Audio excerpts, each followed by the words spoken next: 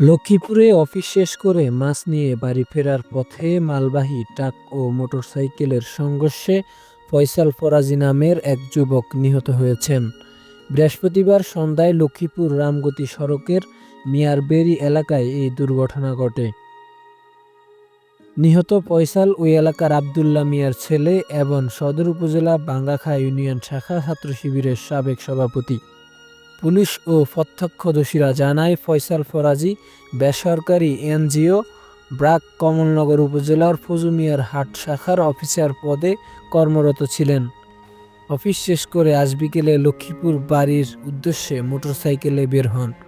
মোটরসাইকেলটি লক্ষ্মীপুর রামগতি সড়কের মিয়ারবেড়ি এলাকায় পৌঁছালে বিপরীত দিক থেকে দ্রুত গতিতে ছেড়ে আসা ট্রাকের সঙ্গে মুখোমুখি সংঘর্ষ হয়। এতে ঘটনাস্থলে মারা যান ফয়সাল।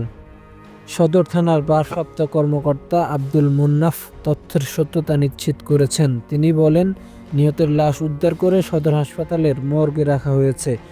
তদন্ত করে আইনগত ব্যবস্থা নেওয়া হবে।